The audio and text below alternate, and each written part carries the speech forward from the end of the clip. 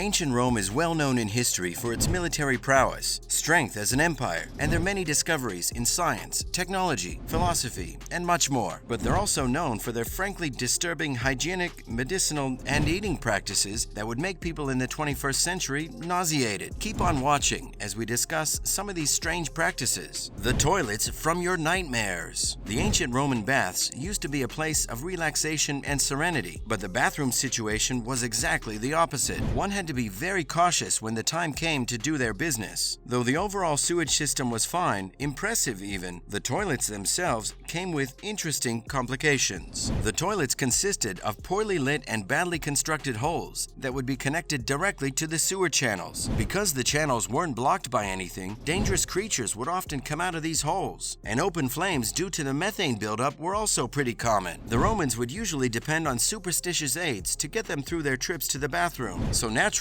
they would scrawl magical spells over the walls to keep the demons and bad luck away. They also thought that laughing was a good way to ward off evil, which is why they would draw graffiti of funny drawings, including ones showing Jesus as a fish on the walls. Archaeologist Anne Kalowski-Ostro wrote that Fortuna, the goddess of luck, had a very special connection with the toilet users in ancient Rome. Romans would pray to her for everything, from asking to not let a fire or a particularly hungry rat bite them while they were on the toilet, to more internal things, like requests for a good bowel movement. She added that in her explorations of the public toilets, she came to the conclusion that they were extremely dirty places. There would be feces and urine on the toilet seats and the floors, as well as dim lighting. Definitely not a place people would like to spend time in. Shared bathroom sponges and pottery shards. Toilet paper or bidets weren't an option for the Romans. They would instead have to use a tessorium after they were done with their business, which is basically a natural sponge attached to a stick. They would rinse the stick sponge first into a bucket of salt water or vinegar before using it and leaving it for the next person. Since they didn't have much knowledge at all when it came to how diseases were spread, they were more than content with this method. So, if, for example, a person had a condition such as intestinal worms, they would pass it on to everyone else who used the tessorium, and then they would pass it on to several others. There was another option called pessoi, which is Greek for pebbles, and were basically shards of discarded pottery. The pieces would be recut from tossed ceramics to have smooth angles so that damage from use would be minimal. Some scholars even say that the Romans would carve the names of their enemies on the shards before wiping their behinds with them. They believed that doing so would bring bad luck upon their opponents. Unique healing agents. Because the people in ancient Rome did not have access to medical supplies like band-aids or gauze, they had to come up with alternative methods of patching up their wounds. That is, of course, animal dung. The best of the dung would be collected during springtime, dried out, and then stored for healing purposes. In addition to that, they would also boil it along with vinegar or ground it into a powder that would be mixed into drinks that worked as energizing agents. Yes, people would drink poop juice for energy. And no, this wasn't done by those who were poor and just couldn't afford better options. Some of the richest and most noble ancient Romans were firm believers of the revitalizing powers of animal dung. Eccentric food culture. When it came to food, Romans had very few limitations, if there were any at all. The dishes would include things such as flamingo tongues, dormice, garum made from the intestines of fish and blood, ostrich and giraffe meat, sea skates, sow's wombs, and much more. Basically, the dishes would only become more appealing to the Romans based on how exotic they were. They were more than willing to devour dishes that would make people in the modern world nauseous from even just thinking about it. The vomitorium. If you thought that scene in the Hunger Games where the people in the capital made themselves puke to make space to eat more was an exaggeration, think again. The vomitorium is known as the room where the wealthiest Romans would go to purge themselves of all the food they'd eaten until then so they could go back and have more of the feast. Now, we see this tradition as a symbol of the insane wealth and excessiveness of ancient Rome. While the part about them forcibly emptying out their stomachs so they could eat more is true, there wasn't actually a specific room set out for it. The vomitorium was actually just a passage in Roman stadiums and amphitheaters that were used as entryways and exits for big crowds. Many archaeologists and historians say that the typical rich Roman nobles would stuff themselves with food and wine till their meals were finished. Then they would lie down and have their servants put a feather down their throat to bring the contents of their stomachs back up so they could make room for more. Gluttony and greed were a major part of ancient Roman life, and it symbolized their complete and utter devotion to hedonism. Gladiator sweat skincare. Gladiators didn't just fight in arenas to entertain the crowd. Losing gladiators would also serve as medicine for the people, while the winners would become aphrodisiacs. aphrodisiacs, as well as popular cosmetic products. The skin and sweat scraped from the winning gladiators were sold to women in the form of soaps and facial creams that were believed to have the ability to restore vitality and reverse aging. Reused bathwater. Ancient Roman bathhouses are described as masterpieces of art, where the customers could walk around and sample different steam baths, such as hot, cold, or lukewarm. They would be beautifully ornate and would have colonnades, mosaics, and pools with varying water temperatures. Baths in places like these were a very important part of life in Rome, and it was normal to visit the bathhouses daily for hygiene purposes, as well as socialization. People would use olive oil to clean themselves, which they then scraped off to get rid of the dead skin and dirt. That same oil was then saved and used on other patrons. In some of the baths, the water would only be changed intermittently and would end up developing a type of scum on the surface from cosmetics and human dirt. And since the water was usually either hot or warm, it was the perfect spot for different types of bacteria and parasites to grow and spread. Lewd graffiti. The floors and walls of ancient Rome were filled with many of the dirtiest erotic graffiti and artwork that archaeologists have ever come across. The symbol of the phallus was pretty much everywhere in the Roman Empire, in the form of graffiti scratchings, carvings, statues, mosaics, as well as mundane things like wind chimes, necklaces, and amulets for the children. Besides the artwork, the Romans also often wrote insults and hostile comments on public walls, in a way that's pretty similar to what we'd see in cities these days. Useful urine. A lot of the people in ancient Rome would collect their urine in jars and store it away. They would wait until it was sterile and had dissolved into ammonia before using it for multiple purposes, like cleaning their teeth and washing their clothes. Despite their very questionable hygiene practices, the Romans cared a lot about having sparkling white teeth and super clean clothes. They also thought that it would be too wasteful to get rid of ammonia that was available so easily. Strange medical practices. When it came to medical treatment, the Romans believed in some pretty weird practices, but even though these practices would be questionable in today's world, they were very common and accepted by almost everyone back in the day. They really didn't care for surgeries that were invasive, but leaned towards a more gentle approach. One of their most bizarre treatments was using a mixture of cypress oil and crocodile meat to get rid of acne. For cases that were more stubborn, they would recommend taking a bath in a mixture of sour cheese and oil, while for warts, they would burn cow dung, swan fat, and moose dung, which was then rubbed onto the wart. Some of their cures for headaches would include soaking a chameleon in wine, which would then be sprinkled over the patient, touching the trunk of an elephant to their head, drinking water that had been left behind by an ox, as well as tying the genitals of a fox around the patient's head. For constipation, they would place the bile of a wolf on the navel to loosen their bowels. Touching papyrus or linen to the tip of one's genitals was supposed to cure incontinence. And for people suffering from gout, touching a menstruating woman or consuming calf dung with lily bulbs was the way to go. That's a wrap for this video. What are your thoughts on the bizarre practices of the people in ancient Rome? Let us know in the comments below. Make sure to give this video a thumbs up and subscribe to our channel for more videos like this. See you in the next one.